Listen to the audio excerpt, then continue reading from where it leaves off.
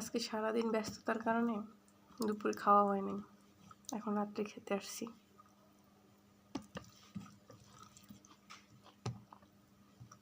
তাও কী করবো, কোনো খাবার খেতে পছন্দ লাগে না, স্বাদ লাগে না। শুধু একটা জিনিসই খেতে খুব পছন্দ করি, সেটা হচ্ছে বোম্বাই মরিচ। আমার মতো কে কে বোম্বাই মরিচ খেতে পছন্দ করেন?